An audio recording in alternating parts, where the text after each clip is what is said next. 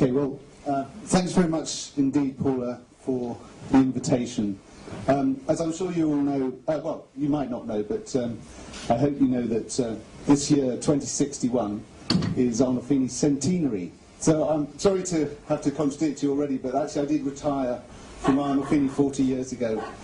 But it was an opportunity to look back, actually, to our 50th anniversary, way back then in 2011. And at that time, we had a year-long project. It's actually, we had a research theme of the apparatus, looking at the working of the art world and its valuations and beliefs. And we wanted to have a year-long project to go with that throughout our building.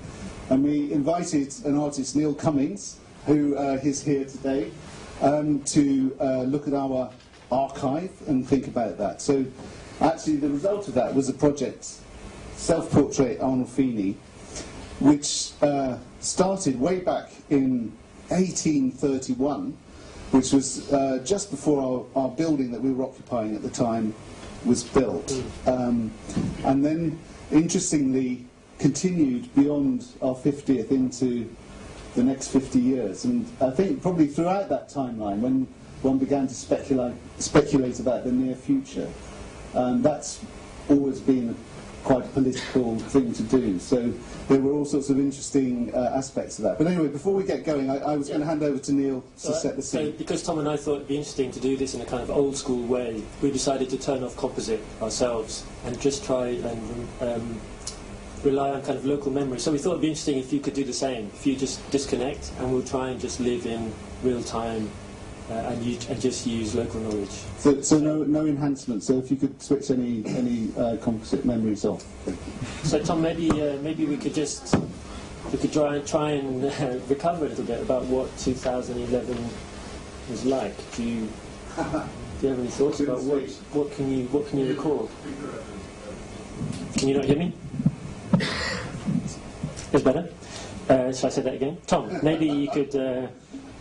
Looking back, yeah, as I say, well, without the benefit of enhancement, way back then, I mean, I remember it as being a time of kind of uncertainty that, if you like, Arnolfini at that point was still kind of using all these kind of inherited models. So, you know, it was a gallery, it had the black box of experimental theatre, white cube, etc. So it was kind of an accumulation of modernist platforms, really, and the kind of idea of a trajectory forward had really begun to sort of fall down with the economic crisis. We knew that we were on the kind of brink of quite a prolonged period of deep recession, and so interestingly there was a proliferation of future gazing. There were courses, future studies, futurology became an issue as everyone seemed to no longer have a clear idea what was going to happen in the future. So when we began to speculate on the future, it became clear that there were all sorts of stakes in the future. But I can recall dimly, as well as there being various financial crisis in bond markets, debt markets, there was also the formation of the Multitude, that sort of fledgling social enterprise coalition, which was very strong, I think, in some of the capitals in what was then Europe. No? There were various, let me think, there were the M15, I think they were called, in Spain, and various attempts to occupy. Yeah, indeed. Yeah, and I think it seemed to set in motion a kind of this alternative process of social organisation, I think, which of course we know later became the Multitude, but it was an interesting, I think it was in that moment around 2011, 2012. Indeed. In fact, you know, if you like, at the time I remember saying to you that I felt that your projection into the future was rather optimistic, and in fact you've chosen to be deliberately optimistic, and you know, it's quite easy just to see doom and gloom in the future, or it was at that point anyway. But it wasn't all optimistic. I mean, if you remember, I think it's about 2013 when, basically, well, in 2008, I seem to remember It was 2008 when Christie's, the auction house, bought a commercial gallery, the Haunch of Venison, I think. Oh, yeah. And that seemed to have split, or in fact dissolve the separation between the primary and secondary market. So the auction franchises then began to just gobble up commercial galleries in a kind of land grab. No, they just like huge corporations. They just bought up all those commercial galleries, and they even made bids for, I think, some of the public galleries, like what was it called, Serpentine, I think. Oh yeah, that's right. Yeah, Serpentine was one, and let me think. There was even that place in Bexhill. What was that called? Oh, the Jello Wall. Yeah, or something like yeah. that. So that was bought by. Yeah. I think it was Christie's, no? Yeah, I mean, so essentially, I mean, this is the really an incredible thing, actually, Neil, that at the time, 50 years ago, I felt that this was it's a fantastic project, but it was a kind of almost utopian projection of the future. It was really quite optimistic. And as it turns out, of course, it was absolutely uncannily. It was, in fact, pretty much exactly what happened. So, I mean, just before we start perhaps working through your, at that time, predictions, I mean, just to explain that essentially... Tom, I really don't get this sense of predictions. Like, well, I know, it's reality, isn't it? Yeah, but at that just time, how it was. Speculation. It felt as though it was, at least. I mean, you were obviously clearly divining the way things would be. But just to say, the timeline was essentially kind of split into three parts, so people... Just to explain how the project works. So there was, you can see on this cover that there's different coloured sprites. So the light blue is kind of art and its institutions, but the olive-coloured sprites, which populated the whole building, were really looking at kind of social and financial histories and futures. And then finally, the purple kind of strand was around technology. So Tom, I've managed to grab some from Composite, which are just running in the background. Oh, great. And it's the same colour code, so you can decipher it. Okay. So, as we haven't got a great deal of time, I think it'd be quite useful, really, to work forward from that period, if that's okay with you, Nick. Well, it's clear that, Tom, you and I wouldn't be here if, I think it's in 2014, there was some personalised gene sequencing. So, like, of course, it started in 2000 with the release of the human genome, but it was really expensive, of course. But in 2014, it became much more commercially viable for individuals to become sequenced. And of course, it released a whole phenomenal amount of new kind of medicines, which were regenerative. So clearly, here we are. Tom and I would never be here without regenerative medicine, which is fantastic. Yeah, but I'm sadly without the benefit of enhanced memory at this moment. 214, Tom. 214. Okay. Well, you talked already about the multitude, which I suppose was an unexpected outcome of that kind of economic crisis, really. All the institutions of representational democracies began to break down. Sure. But, the adhocracies. I mean, actually, it would be quite useful to imagine as if we were at the beginning of that process. So I don't know, it might be useful to revisit some of those terms that we've become so at home with now. Well, I guess, I mean, adhocracy started a little bit later, I think, from what I recall. But it's true that these local demographic and kind of anti-democratic protests, I think, like that Occupy protest, I can remember, began to coalesce. So you had these various local adhocracies that began to take over local management of resources, budgets, local management. And these began to network and to form into local management groups using public assemblies. Again, I think that was in the Occupy movement were the people that really pioneered the use of assemblies, working groups, flatter horizontal networking structures, which, as we know, later on began to really challenge when nation-states began to break up. As we all know, the multitude became the most useful means of organisation. Indeed, and we're talking about way back sort of 2012-13, that there was that milestone of actually when the UN amended Article 19 of the Declaration of Human Rights. Tom, now you're really testing me. Yeah, well, you know, Article 19. Well, that it's pretty. I mean, that was the landmark article when they decided to extend the rights for information as one of the basic human rights. So, along with rights to public assembly, freedom to worship, became access to information. And clearly, that we wouldn't have composite, we wouldn't have had the whole richness of the public domain without Article 19. Yeah, and that coincided with the beginning of iCommons. iCommons too. I mean, iCommons. I mean, we take it for granted, but I think before about 2012, 2013, the idea that knowledge and information was a property that could be owned and licensed and sold, it seems bizarre. It seems completely ridiculous. But I mean, it's hard to imagine how they even functioned in those times. But apparently they did. They had the idea that you could own an idea and sell it, trade it. So that's crazy. So iCommons was really a turning point, I think, in how, and of course it enriched all educational projects, cultural institutions, medical research, you name it. Everything flourished, everything was nurtured, everyone was enriched by the iCommons. It seems crazy, no? But it does, yeah. It does, and you know, at that point, artwork was actually classified as an asset by the financial market. Well, I guess that was a consequence of when the auction houses grabbed all the commercial galleries and some of the previously public galleries. Financial traders began to nominate artworks as an asset class, so just like any other commodity, and prices for art could rise as well as fall. So it just became a trading technology just like any other. Yeah, I mean, we shouldn't loiter too long on that period, but there was this Robin Hood tax, wasn't there, as they called it back then, the Tobin. Oh, the transaction tax. Yeah, indeed, yeah. Well, it's really good that the Arnolfini was so powerful in lobbying for the transaction tax.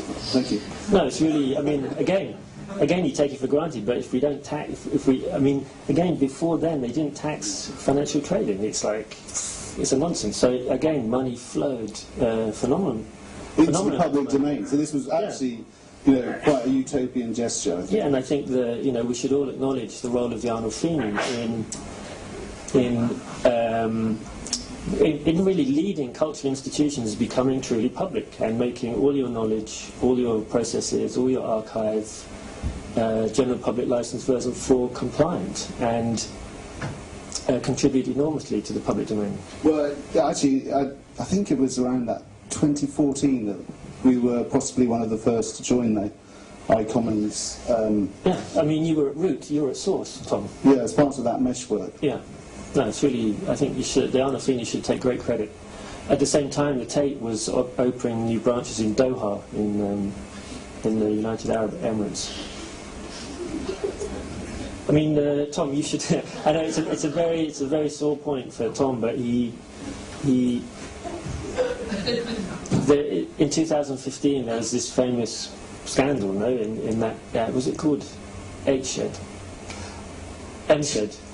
You know, M-Shed. It's such a tiny drop in the ocean, but at the time, actually back in 2011 when you did the project, Bristol just had a new museum open, the M-Shed, actually M-Shed, and one of the, what actually happened is it closed in 2015, which of course caused some sort of political waves at the time that we'd sort of foreseen that. Yeah. I mean, it happened to, in terms of these sprites, it also actually occupied the same sprite which talked about the Arts Council closure, which of course was no surprise really, but well, given that resources were flowing so richly from the transaction tax into the iCommons, there was no need anymore, and local adhocacies were managing the resources. Yeah, and there was the overspend on the 2012 Olympics. Yeah, that's true. That's true.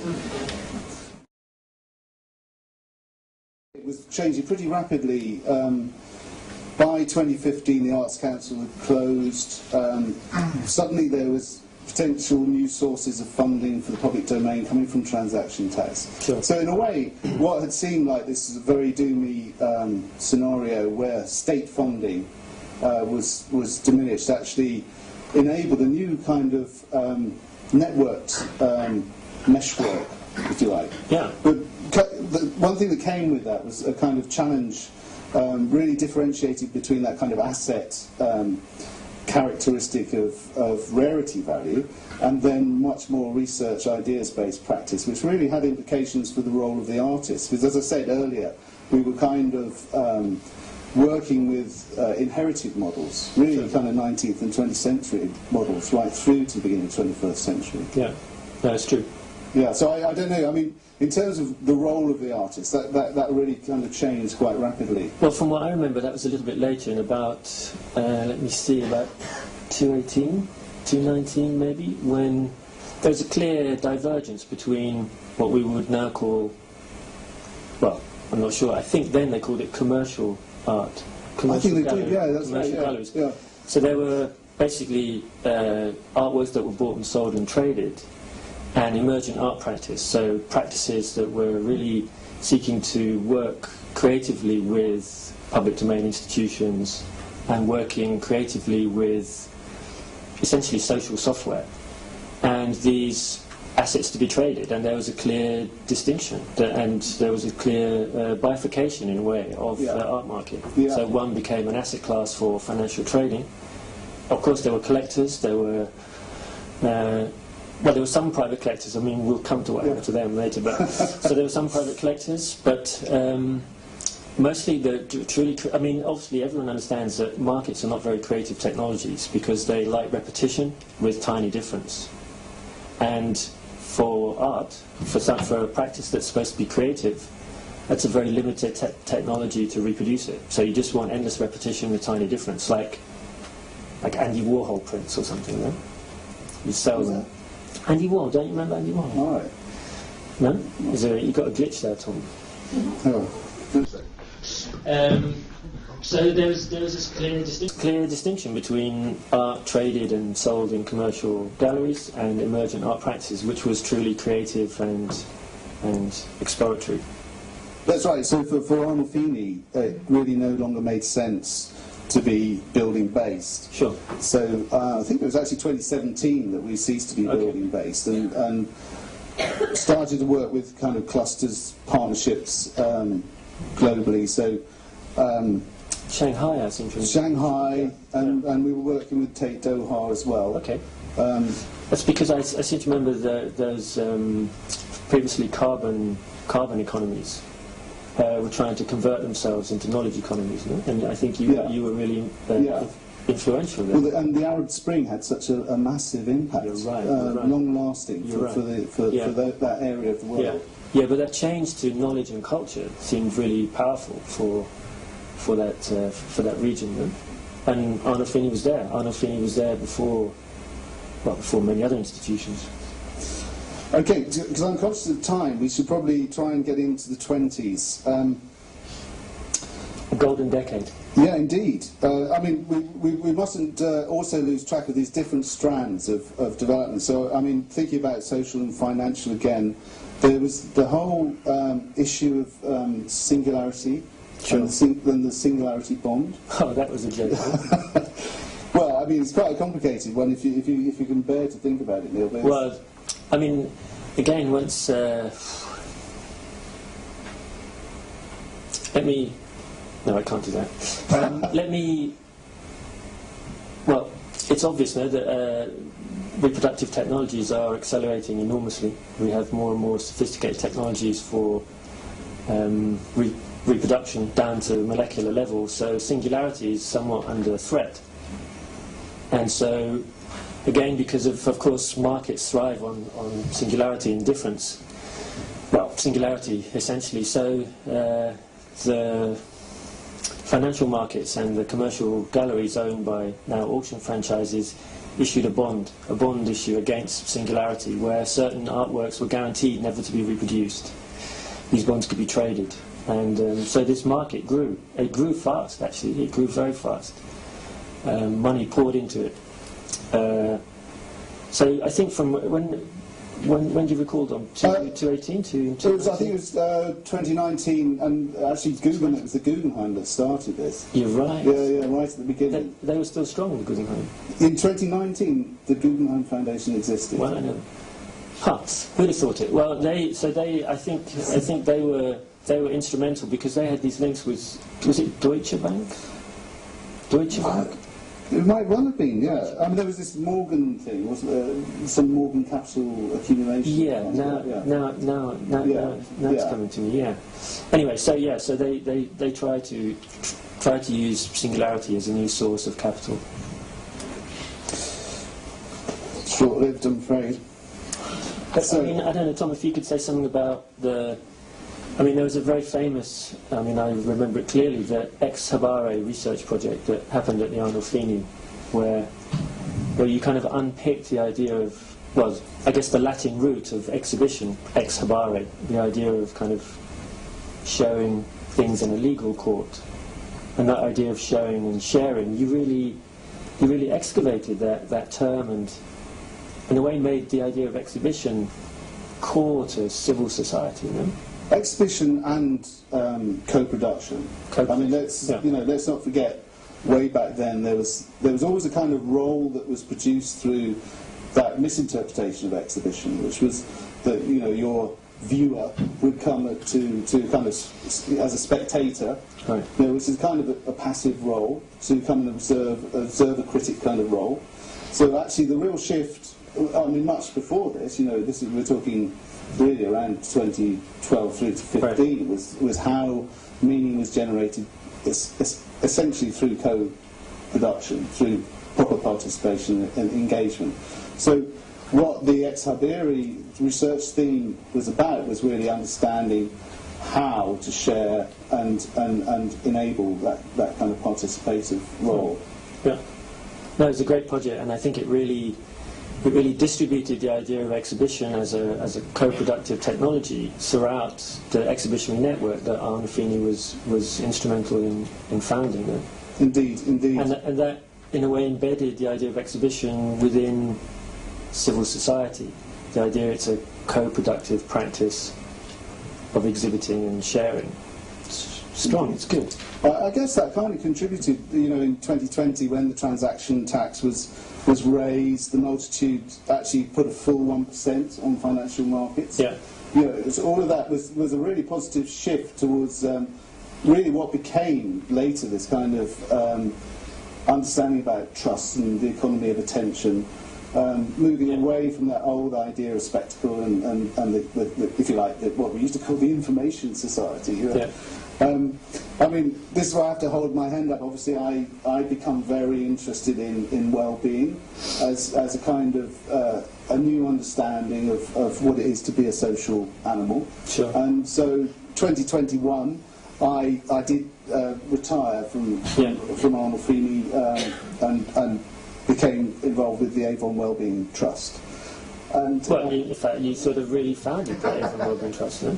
Well, that's very kind of you to say that, and the friendship model continues. So I was really ready to take that radical step forward.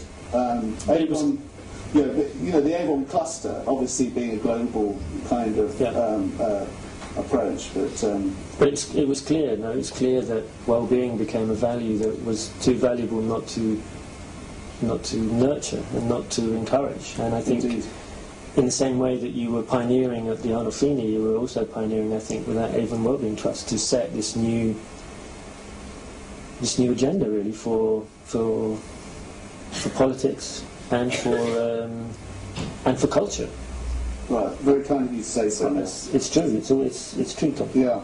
Well, I guess with my departure, that kind of role of director in relation to an institution would cease to be building based. We were part of the Meshworks. So my successor, Rachel Chan, who was a composite, obviously, but she came in with a 5-year fixed-term contract, and that continued on. Yeah. She was amazing. I mean, she could draw on so much experience from around the world, of course. Sure. And I think she said that when she came in, I suspect exhibition agency and governance are my real strengths. I will look to mine the rich legacy and build a creative future for Arnolfini's. Well, and she surely did. She did indeed. But maybe it's worth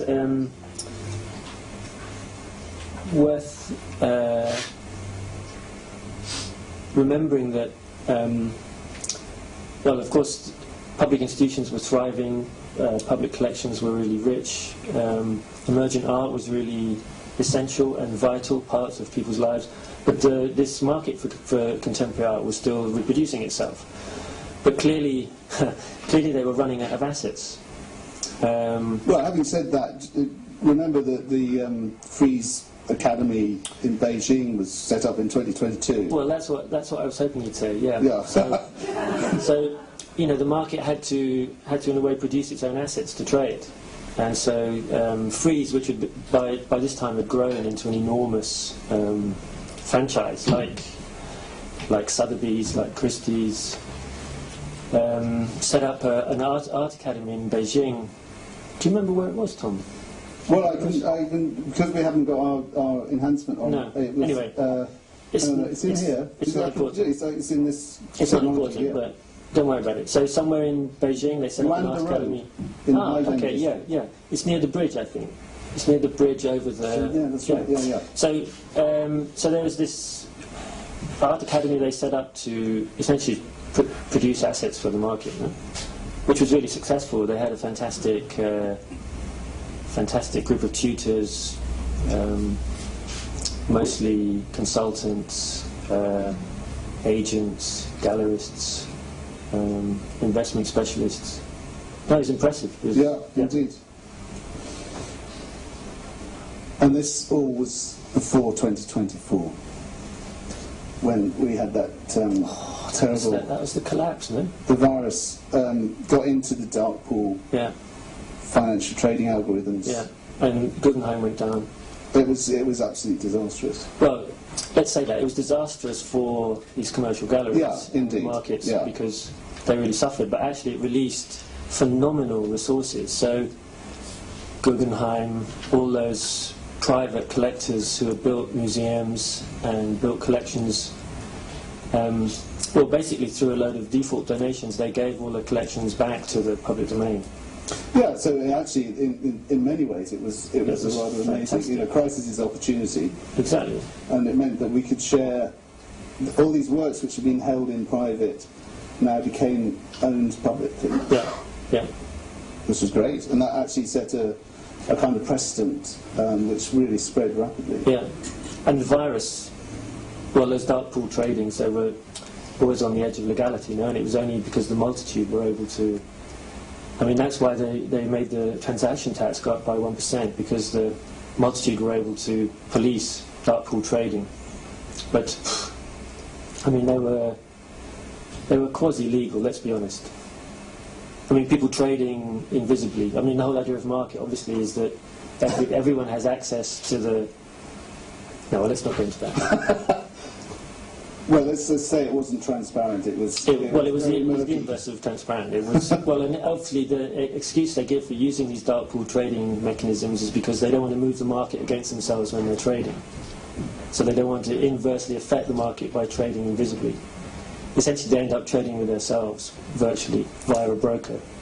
And I mean, a bit like I suppose it was a minor version of this back in 2008 through sort of 2015. Obviously, we went through that very difficult economic time, but this was a real kind of meltdown, and I suppose that really did lead to the Great Refusal. I mean, that it was 2027,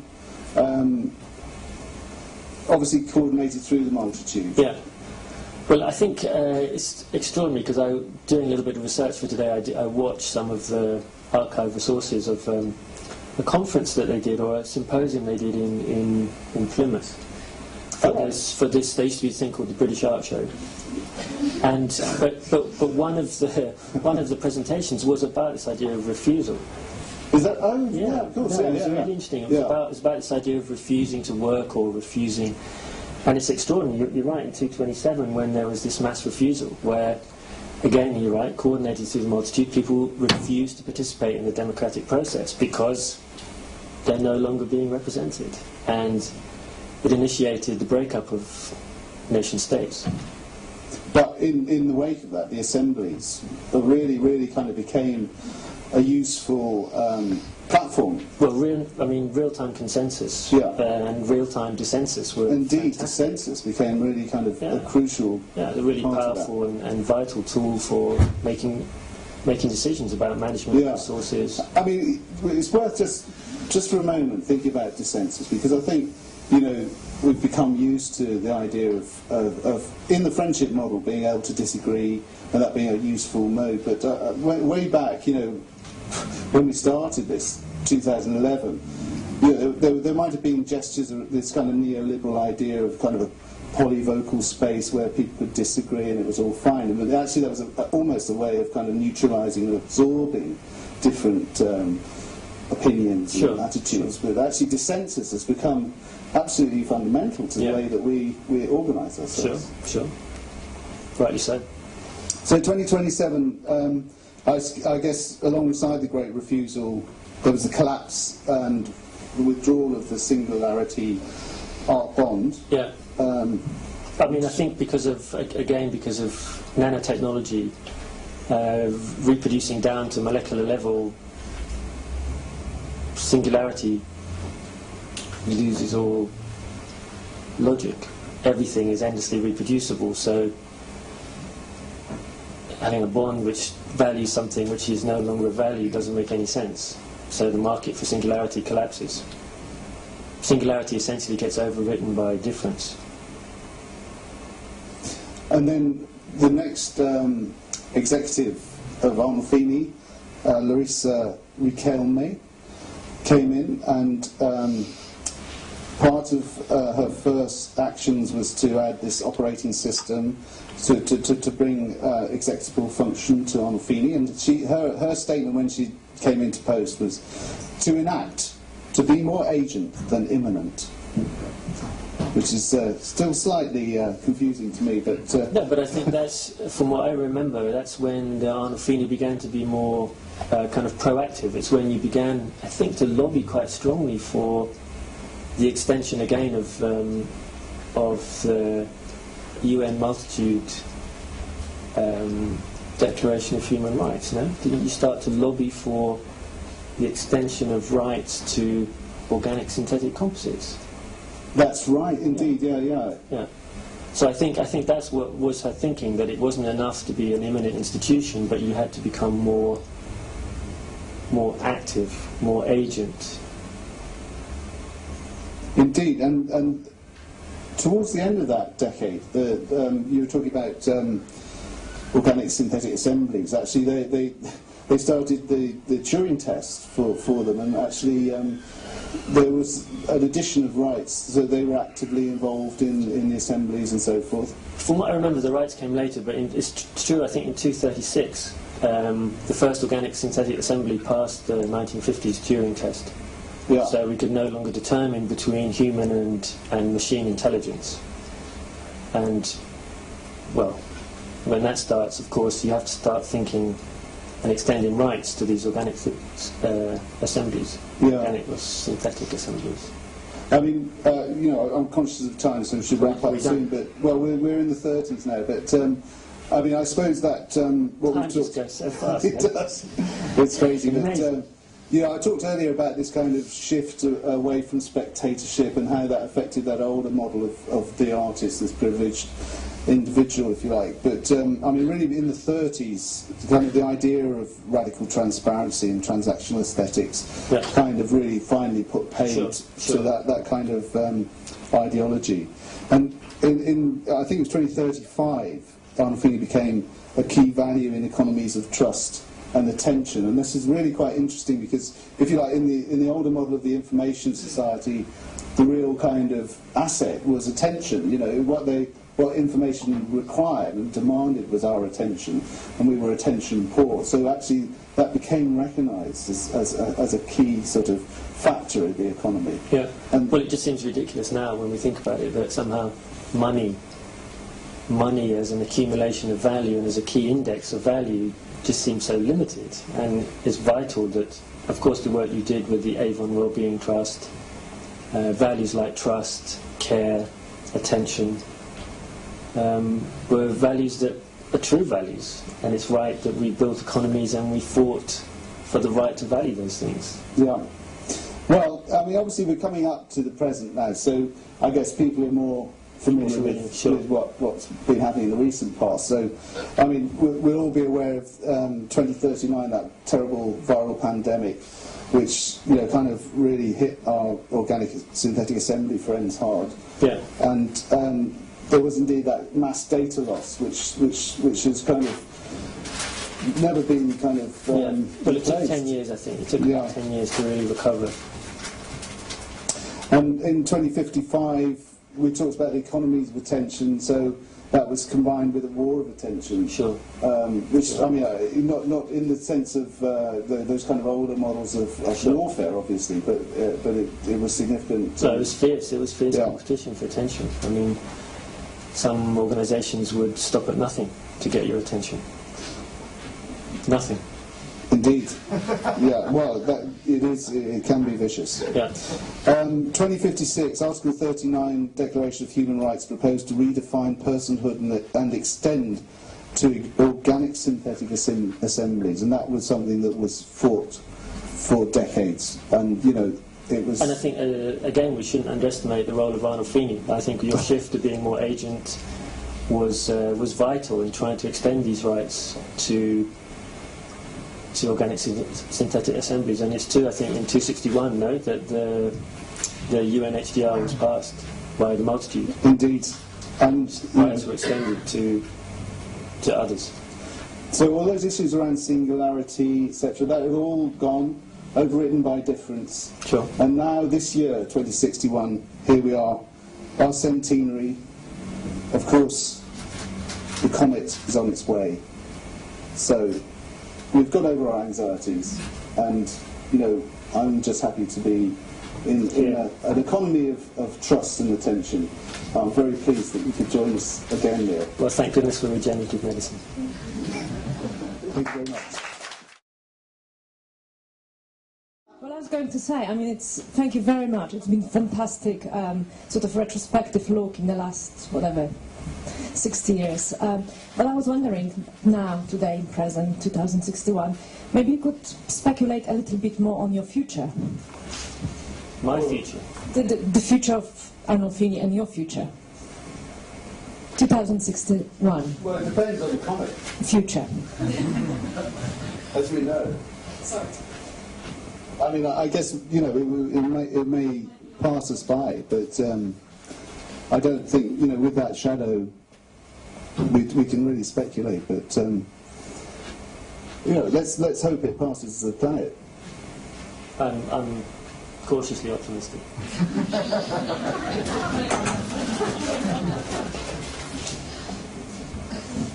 Yeah.